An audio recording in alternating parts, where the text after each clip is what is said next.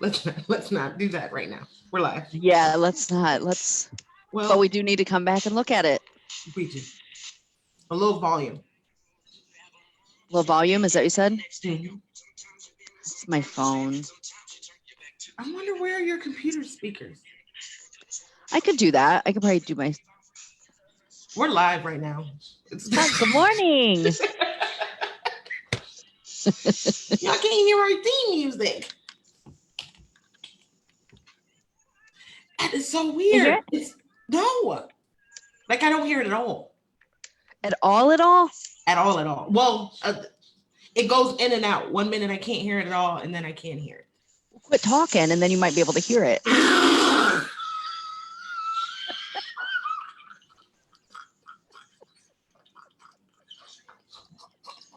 Good morning, everyone. Dude.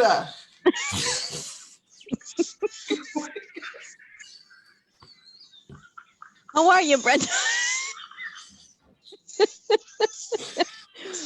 I swear we do more than just laugh. It really does probably seem like that's all we do. We get stuff done, though. We do. That was hilarious, though. Like, I got a headache. I got dizzy from laughing so hard.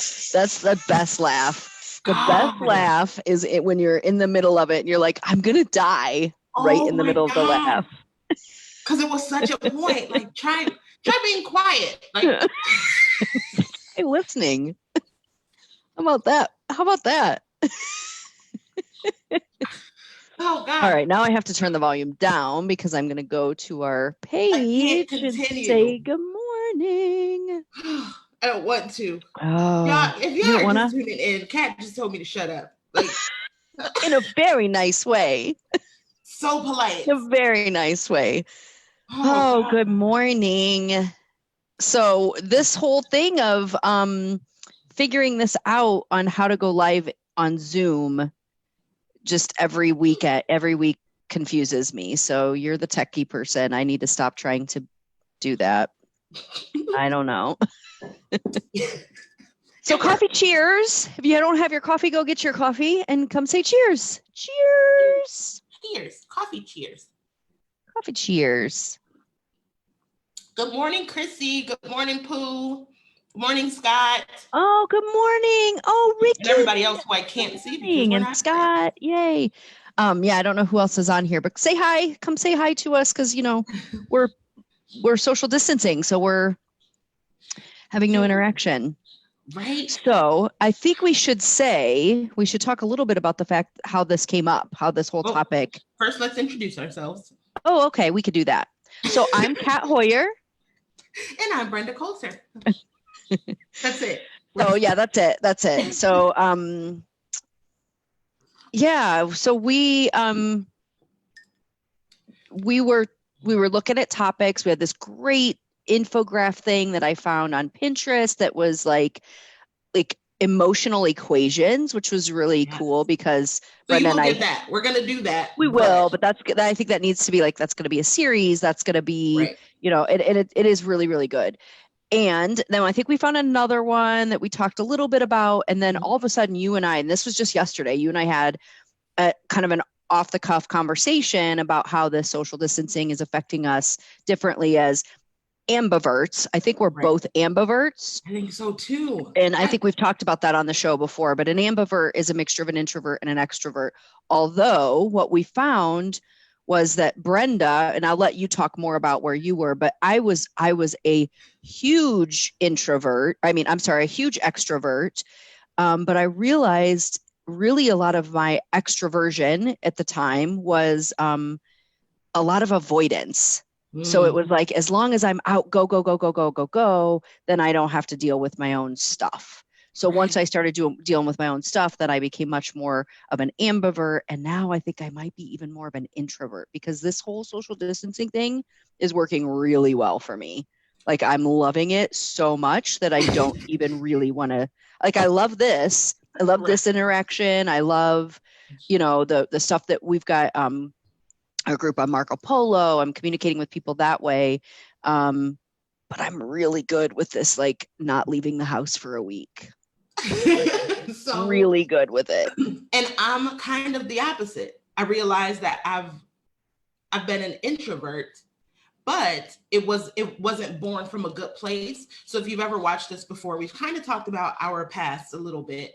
But me being an introvert was born from having 2 years to where I was agoraphobic. And if you don't know what that is, it's a fear of going outside. So for 2 years, I was in the house and I had an actual fear of going outside. Are you laughing at Scott's comment? No, yeah, the head tilt. I was laughing at that. Then Ricky says he's bored in the lockdown. I'm like, of course, if you're hanging out with us, you got to be bored, but we'll entertain you.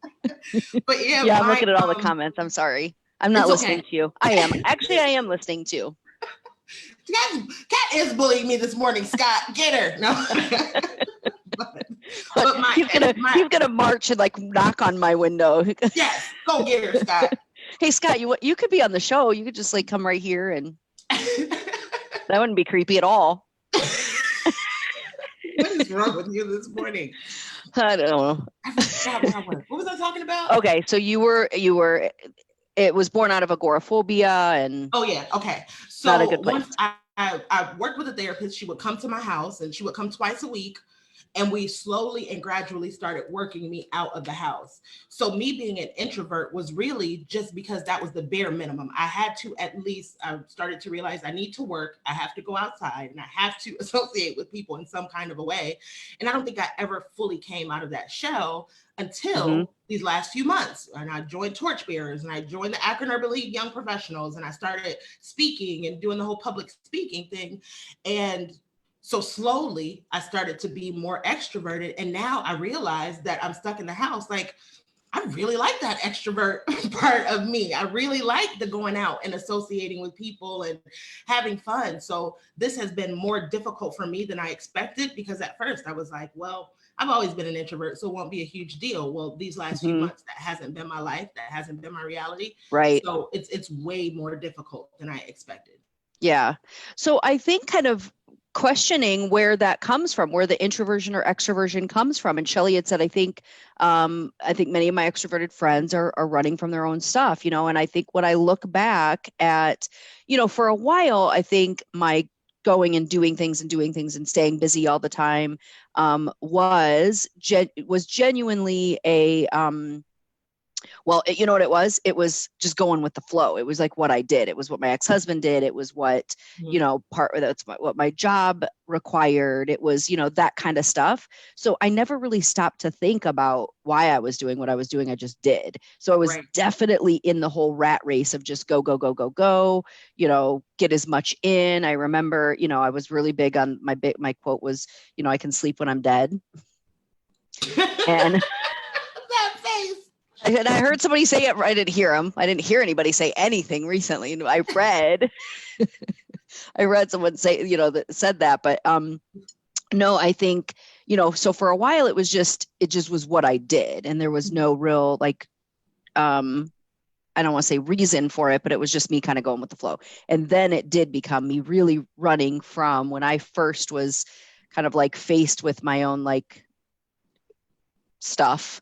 I'm like, well, no, if I stay busy all the time, then I don't have to deal with it. And, I have to be careful. That's the same reason sometimes I help others, is to not deal with my own stuff. But so I think knowing where it comes from, and then also we talk about with our self-care workshop, what fuels you. So are you genuinely fueled by it? So for me, I love to do speaking engagements, and I go out and I'm like, I get really, really, really pumped up. I get pumped up before, I'm pumped up, of course, during and a little bit after, and then I crash really hard. So, and then I have to have some alone time. So how were you when you had the extra, because you were going out a lot and going to these different events and things like that, were you crashing from those things as an introverted extrovert kind of thing?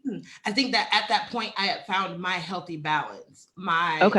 Because I was very careful about going to the events and leaving when I wanted to leave, instead of feeling like it was necessary that I hang out the whole time while everybody was hanging out. I kind of did it in a very healthy way. So when we talk about harmony and balance and finding the balance and everything, it was really good to feel that ambivert, to where I could go out and I could enjoy myself for however much time fueled me, or I felt like, and then like, hey guys, all right, I'm about to go, I'm out of here, and then leave and come home and know that I'm still okay, and then I can enjoy my downtime. So I would be very intentional when I came home. I would take the time to wind down and kind of have my shower and light some candles and meditate. So I was very intentional about the time that I spent alone when I spent all of that time out. So I think that's important too, being intentional about whatever you decide to do, and finding what that balance is for you as well. Yeah. And I think that I'd love to hear, we did, both of us put our feelers out to our networks in terms of like, what are you doing to connect? I know Scott said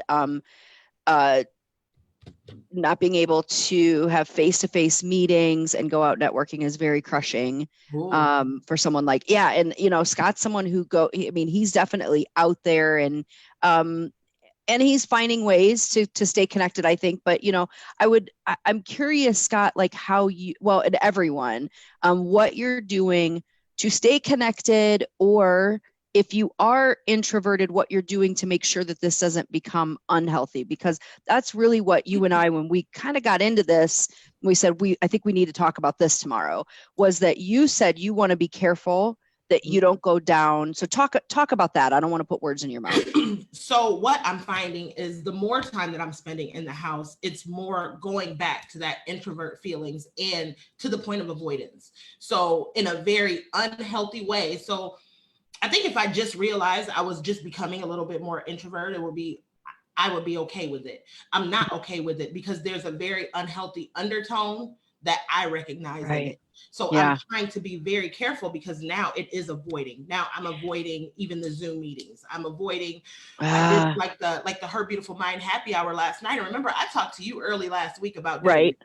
Yep. So I was like, I'm going to create an infographic and I'm going to post it and I'm going to have all the ladies come in. And gradually during the week, it was like, I really don't have time to. And then it was, no, I'm not going to do that. And it wasn't, there's no reason that I couldn't do it.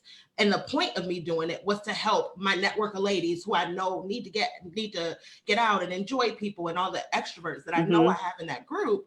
Like, what can I do to help fuel them? And that was the point. And I lost sight of that in me being very comfortable and being by myself.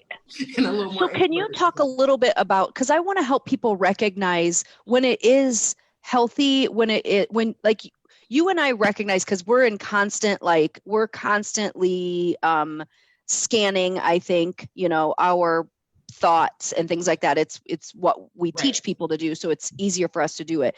But what were some of the thoughts you were having that helped you go, oh, this might be unhealthy? One thing that we talk about when we talk, Kat and I, what we teach, I find myself, I'm not sure about you, but I find myself literally using this stuff on a very regular basis. Oh, for sure. So like we have to practice what we preach. We have to. Workshop. Like I go, like our overthinking workshop, I probably look at that maybe twice a week sometimes, definitely twice a month, but there has been weeks where I've had to look at it twice and to implement our steps. So with this, it was the question that we asked everybody, is the why. Just knowing that I was doing something a little bit different from the way I had been doing it and getting curious about why. I'm like, why am I not going to the Zoom meetings? I was going to every one of the physical meetings and enjoying it and having a good time. So I'm like, if I had fun doing that, then why am I not going to the online meetings? Why am I avoiding those? And it started to be like, hey, you're getting a little too, you're kind of going back into that shell. And like I said, it would be okay if it wasn't what I know to be in an unhealthy way. So it was very much that whole self-awareness. Self-awareness was definitely the key to me realizing that this is happening. And it would have been very, very easy to kind of go, it's just how I've always been. I've always been an introvert. And you know what I'm saying? Like the extrovert part of me was out of character for what I had previously known me to be.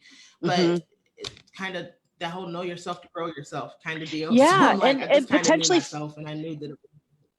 And I think it's like that falling back into old habits and really knowing. So for me, I have to be careful if I start going down a negative loop. That's one of the telltales for me that I need to, is that right? Telltale? Mm-hmm. Telltale signs. Telltale. Yeah.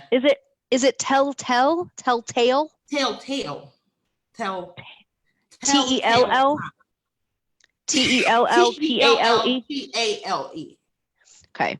I think I'm gonna Google it. Okay. So this is the stuff we do. Get hung up on words like that. But Yeah, no, so I have to, telltale. if okay. So, you're good. All right. So okay, so I think there's some things in here. I definitely want to comment on some of these, but just Okay. I think paying attention, knowing what's healthy, and being really, really honest with ourselves. Because Yes. I was definitely getting to a point where I was like, almost like, I didn't want to talk to anyone. And that was, I'm like, okay, is this like almost like a depression that I didn't want to talk to anybody, or am I sitting with my emotions? And it became then a choice. What am I doing? What am I doing with this time? So am I genuinely doing some soul searching, or am I doing some avoiding? Right. Do you know what I mean? And being very, very honest about it. And like, so you had asked me about coming to Her Beautiful Mind, and I'm like, no, I don't think I want to. And then I was like, what? Why wouldn't I want to do that? Why, what? And then right after it, I scheduled a thing with my family.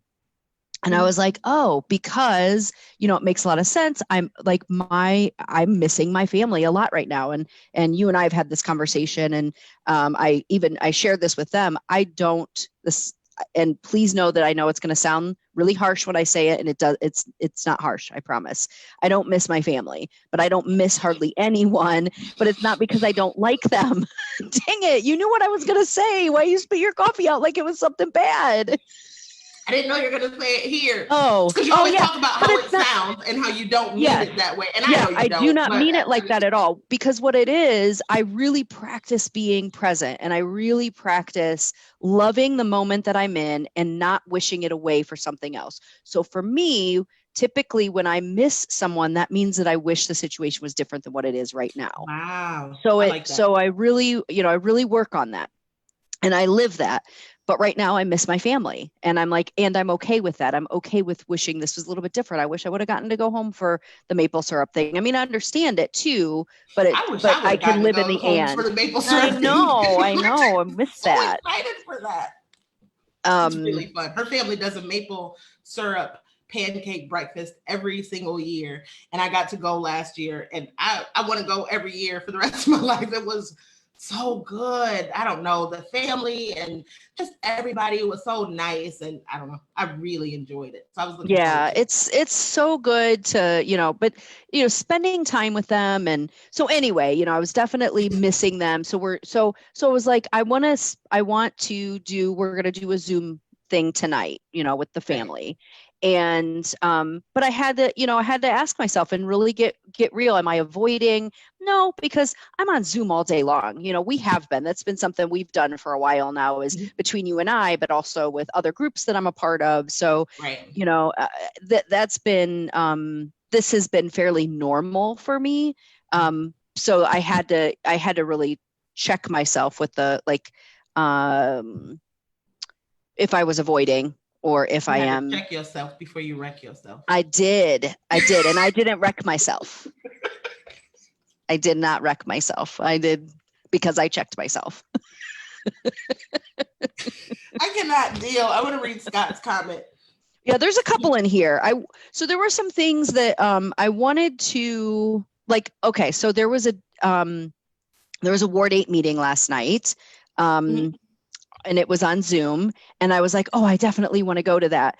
And here's why I didn't go to it, because it was going to be on here, and I hadn't put my makeup on, and I didn't want to get on there and not put my makeup on, but I didn't want to put my makeup on. That's not a good reason to not go to a meeting. But to me, this was like, I wanted to still go out. You kept your camera off. I could have. She's like, I didn't want to. Yeah. So that was one where I'm like, really? There's a lot of things. I know there's a lot of things. I could have just shown up without makeup. That would have, How about that? Those are the kind of things that I started noticing, those little avoidances Yes. that I've been doing of meetings and all of that kind of thing. And I'm like, this is not, and I felt such a sense of fulfillment and growth in being able to kind of tap into that extrovert side of me. I recognized that there was a sense of empowerment there, and I felt like I had truly finally overcome agoraphobia. And I didn't realize that I didn't feel like I overcame it until I started overcoming it. It's Skittles again. Yeah. But I used your Skittles analogy yesterday. You said what? I used your Skittles analogy yesterday. Right? It's so prevalent, and it helps me to be a little bit more mindful of that and to not judge myself when I feel myself slipping back into it. It's like, no, you're still learning and growing. You killed up. Right. I've actually just found one again yesterday when I was cleaning really? up. So yeah. Wow. Skittles. Yeah. And so the Skittles are basically just little things that we think that we've cleaned up. You opened up a bag and they went flying everywhere and you cleaned them all up, but then, they flew under things. So it's just sort of this like, oh yeah, this is going to bring up some, maybe old habits or thought processes. We talked about last week how, ACEs, depending on how you grew up. So if you're somebody who, didn't have, if you didn't have food and now there's a fear of, oh my gosh, what if everything shuts down and we're not going to have food? Or, the human connection thing, I think could be something that, people start to fear of not having. But I think, so someone asked something yesterday, and this is, I think, how it started with you and I. They asked the question about sleeping. Like, are you sleeping more than you normally would? And I kind of want to talk about that a little bit, because I think that there are some things happening. It could be physical, but it could be emotional. And this is a little bit outside of emotional intelligence, I feel like, but I really would like to address it a little bit. And I'd love to know what everyone else is feeling, if they're sleeping more or less. I'm seeing a few more posts lately on insomnia. So people saying I can't sleep. And I'm somebody who really, I really work hard at sleeping. Literally when I say I work hard at it, I'm part of a group that we post when we go to sleep. We post, our little, there's a little thing on our phone that tracks, or you could do it on your, watch, that will track how you're sleeping and your sleep patterns and all of that. It is something that this group and I really work on to monitor our sleep, or, to have good, we call it good sleep hygiene. Right. So for me, I can fall asleep now literally in less than a minute, because of all the meditation that I do and how I do it and all that. So I'm able to fall asleep really quickly. And I think we talked yesterday, I can take a 10-minute nap or a 20-minute nap and be ready to go and feel really good. Sometimes I'll set a timer for 20 minutes and I sleep for 10 and I'm like, whoo, I'm good to go. So I do the whole power nap thing. I wake up feeling like it's the next day and I'm late for something. Like last week, I took a nap during the day and I woke up and it was 6:30 and I thought it was 6:30 in the morning. And I'm like, oh my God, I gotta get up. Hey kids, get ready. Oh, it's 6:30 in the evening. It's horrible. I'm really bad when I try to sleep during the day. I love when you imitate yourself, because you do this thing where you stiffen up and you do this. That is not how you are in real life. You don't do that. You do not go, hey kids. But you say you do and you don't. I just want you to know that. Do I do that every time I mimic myself? I think when you imitate yourself, you do. Yeah, that's how I feel like I look, like a goof, well, yeah, but only if you woke up at 6:30 at night and thought it was 6:30 in the morning, you might look a little like a goof. But I don't think you were stiff like that. And I've gone as far as to go in Corey's room and busting her open, get up, you're not up yet. You gotta. And he's like, what are you talking about? I'm like, oh, I took a nap. Never mind. That's awesome. You're good. But I think this whole sleep thing. So knowing that it makes sense that you'd have racing thoughts, again, giving ourselves permission to be where we are. I really had to this morning, we talked about, I send out a message every morning to about 40 or 50 people. And It was really tough this morning because I'm like, what am I supposed to say? Like, I'm trying to help inspire people. I'm trying to help people process all of this, and I'm in the middle of it too, you know? Right. So, I don't remember why I said that part. There was something I meant to, anyway, so the sleep, but go back to sleeping. So, so the sleep thing, I think, then it makes sense. Like, that's what it was. I gave myself permission to be not okay right now. I gave myself permission to go, you know what? This sucks. This is not a fun situation. No one has the answers. I mean, we're all trying to navigate this and figure it out. So what was the this for me? It's if you don't mind saying. Yeah, no, it's this whole COVID thing, like being in the house, and am I social distancing versus physical distancing? It's processing. Am I avoiding? Do you know what I'm saying? Oh, did I freeze? Wait, did you freeze? My internet got wonky for a second. I don't know. Okay. I did for a second. So you said it's the whole COVID-19 thing, and yeah, it's just that, like, am I navigating this in the right way? And for me, I want to help people all the time, and sometimes helpers need to step back, Scott. Sometimes helpers need to step back and make sure that they're fueling their own tank, Scott. Just saying. Just want to make sure he's okay.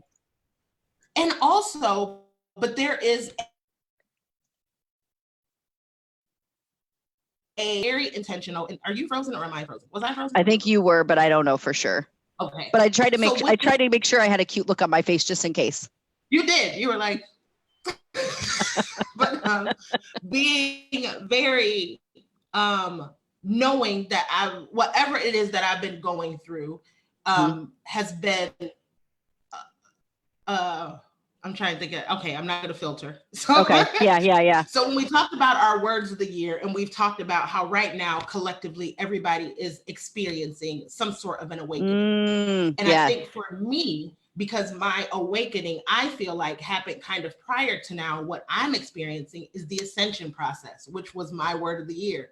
Wow. So I've been very mindful, very careful about analyzing how I'm doing, how I'm helping.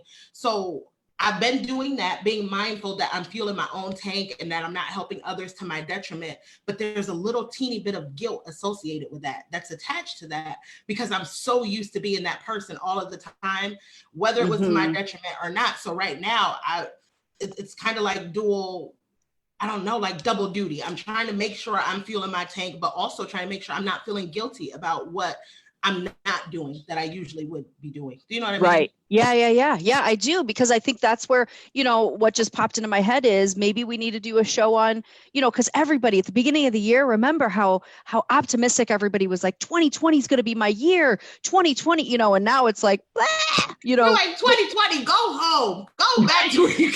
Hey, 2020, you're drunk, go home. Right.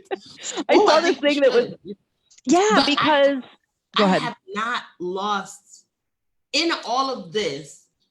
I thank God that I have not lost sight of that.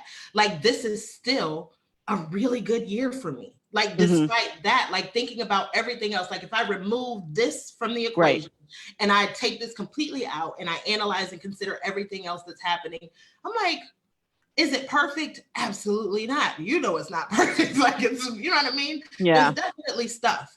But I also have a clear vision, and I know I see where all of the stuff is carrying me to. And I'm like, I have a very good, I'm still being mindful of right.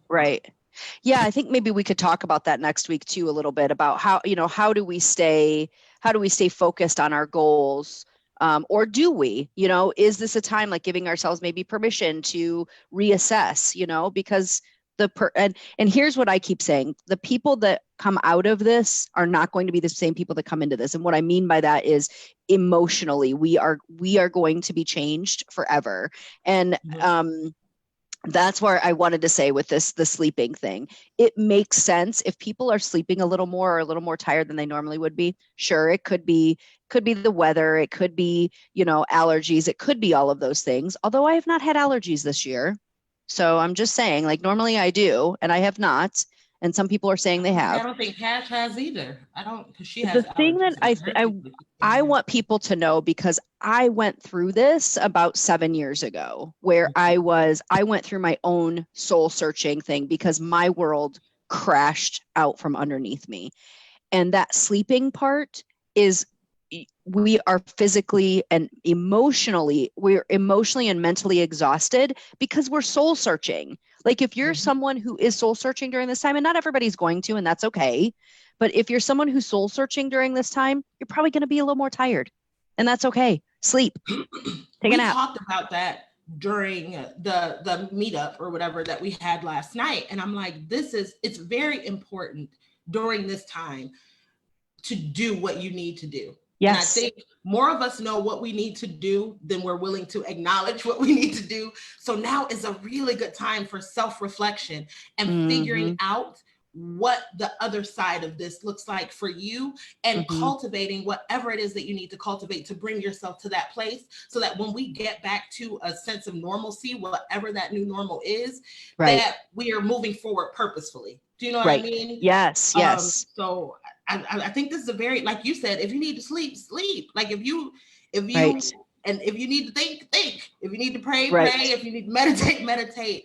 This is the time that we can allow ourselves to do whatever we need to do to figure out what the next step is like. Yeah. I do. We I'm are a not little talking at all about what we were going to do. Yeah, we were the introversion and extroversion. We talked about that. I mean, I think I don't know if there's any more questions on it. I mean, people have some good ideas. I ask, what people are doing, and I think it's all the things. They're reaching out to, if you are someone who needs to stay connected, I can say, via Zoom, this video chat, I get that there's nothing like being physically present with someone. That said, you really can connect with people. I have people in my life that I have never, ever physically met who I love and are like my best friends. And I've never physically met them. And it's because we've done Zoom and Marco Polo and phone calls. And several people like that.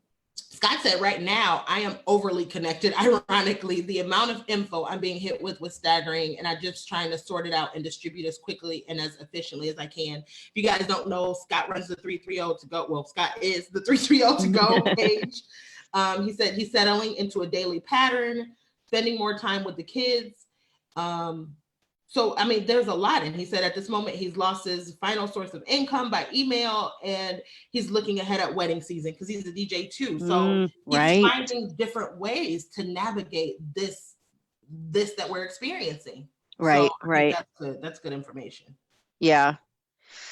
And I think Shelley Dryman had said something about, being concerned coming out on the other side of it. I'm not exactly sure I don't remember the verbiage exactly, but what I wrote down is PTSD and OCD. I really do think that, we're not therapists. We're not trying to diagnose anyone, but this is going to be a traumatic time for a lot of people. People have lost their jobs. People are, not sure where the next paycheck's coming from, that kind of stuff. This could be a trigger. This could trigger previous PTSD, or it could become the trauma that is our life, that we're dealing with, future things. And then OCD, I don't know about you, but I mean, the only thing I've done in this last week is go to the bank. And when I did, you should have seen me, I had the hand sanitizer on my hand afterward, and then I did my phone, and then I did my card, and I'm like, and then I did my steering wheel, and then I'm like, what else could I have touched on? My keys, like I was just a lunatic. If you're anything like me, because I'm super visual, I almost can feel something wrong on my hands until I wash. I feel the cooties, and until I get somewhere to where even doing the hand sanitizer, I feel a little bit better, and that kind of quells my anxiety a bit, but only until I get somewhere where there's soap and water, and then I'm like, it's scrubbing in for surgery. It's not. Cashmere and I went to the store yesterday, and we both came back, and neither of us could wait for the other one to, we were both in the bathroom at the same time. I didn't even take my purse with me. I only took my I only took my debit card because I did not want to. I'm like, I don't want the cooties to get on my purse and my wallet and all that stuff. So, and it was in my mind constantly. So, it's okay to be not okay right now. That is, I think, the biggest thing that we can take away from this. I think that, we're going to get through it, but we are going to be changed, but we can decide right now what that change is going to look like. Is it going to make us better, or is it going to make us bitter? Oh, better or bitter. I feel like that. Yeah, I don't know if that fit here, but it's just the way that you said it. Better or bitter. It's like that's what made it not fit. Yes. But no, I think, I like, truly, do I want to, you talked about your word of the year. Mine was consistency.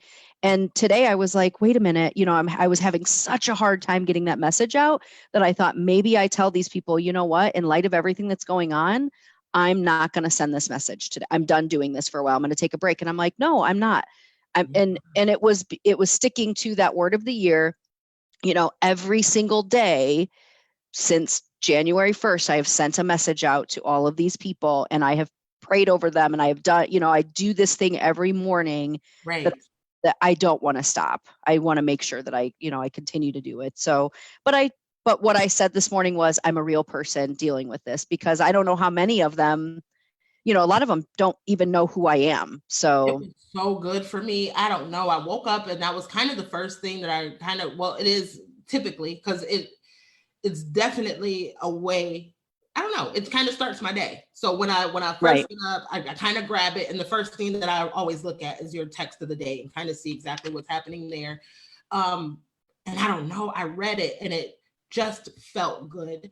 I was talking to somebody the other day, and I said, the peace that surpasses all understanding has a totally different meaning for me now, because there is a peace, an inner peace that I have, even with all of this hectic things going on outside of me. There's an inner peace that's happening. And there was something about your message that was like, yeah, like, this is right. And like you said, it's okay to not be okay. Even experiencing this peace, sometimes I'm not okay, and I'm just not, I'm over it all. We can live in the and. We can live in the, this is not okay.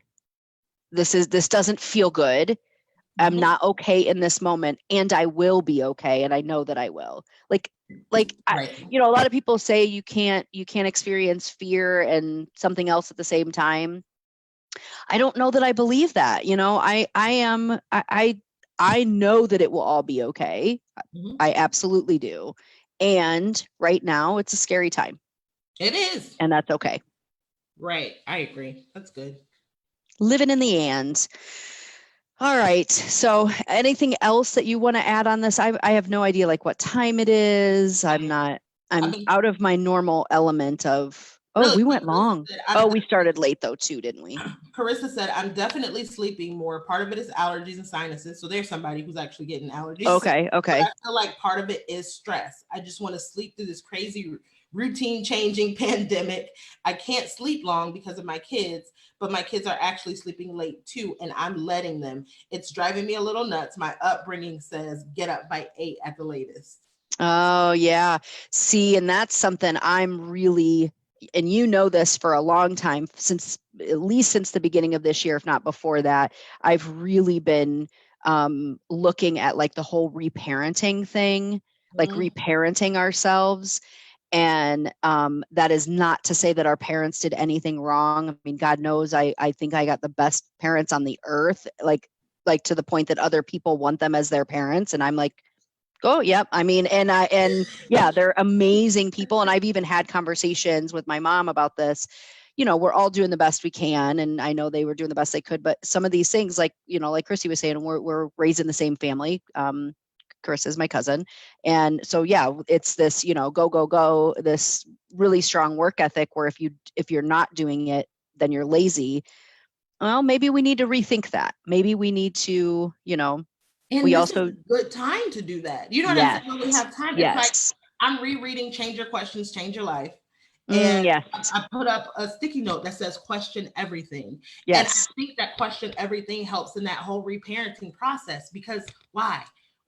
Why was that we even talk about things as small as I've talked with the kids about, like my mom would go and buy like 30, no, I'm exaggerating, 30 boxes of cereal. And she's like, you can only open up one box of cereal at a time. Why would you buy 30 boxes of different cereals and I can only open one of them? Why? I'd be like that too. But when I started with my kids, I'm like, I don't care. It's not going to go bad. And if it does, y'all are going to eat it anyway. It's not going to go stale. It's not going to have time to go stale because y'all are going to eat it. And I didn't understand why only open one box. So I made a decision. No, y'all can open up whatever cereal you want to open. Whatever. And it was a small decision like that made me realize, like, it's not necessarily right or wrong how, like you said, how our parents decided to parent us, but we can question the why, and we can make our own life decisions in accordance to what makes sense to us instead of, Yeah. And how about this? When you said question it, I got a flashback of, you don't question that. And that's more about because you don't question God, right? So I mean, that's where that came from. No question God or your parents, but no, to me it's about what's that? I was gonna go into that whole, and I am for a hot second. Like the Bible is full of people who got answers by questioning God. They literally like Noah, like everybody questioned God, and he gave them answers, and he didn't get mad at them when they asked him questions. And I don't know about you, but that's certainly what I heard was not to question. So what I found out when I went through what I went through 7 years ago, like I said, that I feel like a lot of people are going through now, it was that question everything. And when I questioned everything, what it did was solidified my beliefs and so I wasn't necessarily going against what anybody was saying, but I was like, what does this mean to me, and how, and what do I want relationships to be like? What do I want my life to be like? What do I want my priorities to be? And this is a great time to really look at, if we're living the life we want to live, because when we come back out, that's when, God forbid, everybody just fall right back into the same old crazy patterns.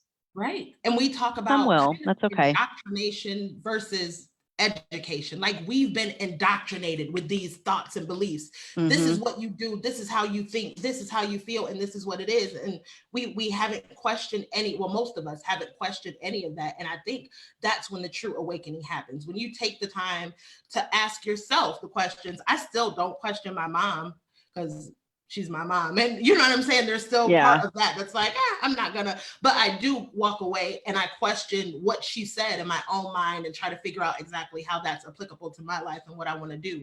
Right. So I don't want to be indoctrinated with her beliefs. I want to have my own. Right. And like you said, when you do that, you realize that your relationship with God or with the universe or higher power, whatever it is that you want. Well, and with yourself and others too. I think that's the other thing too, is your relationship with self and others. They become much more authentic. Yes. Yeah. Because they're authentic. I was going to repeat myself and I did. All right. Anything else? I don't think so. I mean, I wrote down just like this, the sleeping thing I think is really important. And like, really, what was it that, like, I could do this all day. This conversation I have. Yeah. And I couldn't. Not me. No, we got work to do. So. No, I'm done. Yeah. By the way, that's what's going to happen when we get off here. We're going to work together for a couple hours. I think we've got something we're working on that we're both super excited about, but I think, can't wait to help some people with some of the stuff we're doing. So what's that? Cat bullying me today. I have 2 more hours of this whole being bullied thing. Like, I don't have it. I don't have the energy. Keep being mean to me today. No, I'm kidding. Coffee. We love you guys. Thank you so much for joining us today. If you have any other thoughts, or this episode was kind of all over the place and I enjoyed every minute of it. But I think in the beginning, we talked about the introversion, extroversion, and just really being true to yourself. How are you getting your energy if you're an introvert or an extrovert? And if you are getting energy from sorry, there was a squirrel. That was funny. Squirrel.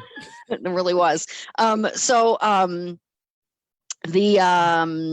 Yeah, just paying attention to where you're getting your energy and being very, very, very honest about it, and knowing that this is an awesome time that we can really start to evaluate our priorities and Right. how we Read want Change to Your be. Questions, Change Your Life. I'm rereading that. It Yeah, has a that's a totally different meaning for me right now than it did when we read it before. okay. So I forget who it's by. Do you remember? Mary. Oh, I saw that Anissa's on here. Anissa might know too because she read it with us. Um, Marianne, I want to say Marianne Williamson, and I know that's not it. It's Marilee Adams. Marilee Adams. Yes.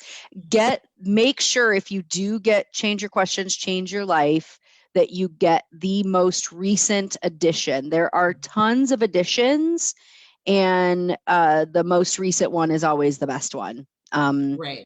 Because I worked with a couple other people that were reading different ones, and I'm like, oh yeah, that's not. I mean, it changes. At least the ones that what we had. Maybe we should maybe I should re-get it then. I think the one. I mean, we just did it. Well, it was 2 years ago. I don't know if there's been a new edition since then. But you know, if you see the one that's $1.99 because it's edition 3 and we're on edition 7, don't save your money. Splurge on the new book. It's good stuff. Really good stuff. I'm telling you, it'll be such an amazing help now. So consider getting that. If you do get it, hit us up and let us know what you think about it. Yeah. All right. So thank you guys so much. I don't think we settled on what we're going to talk about next week. We had so much stuff coming up for y'all. We have so many good topics that we can't we're trying to choose what's next because you just came up with another one during this episode. Yeah, I was saying, so yeah, let us know what you think. If you like the idea of talking about how to keep with your goals, even while, because we came into 2020 feeling like, oh, I've got all these great plans and I'm going to do all these things. So do you want to maintain those goals? Is that something you want to talk about on how we can do that during this time? Okay. So let us know. Thank you so much. We will see you guys next week at the same time. We'll try to be on time next week. Yeah, we will do that. We won't let me in charge of the technology. All right. Love you guys.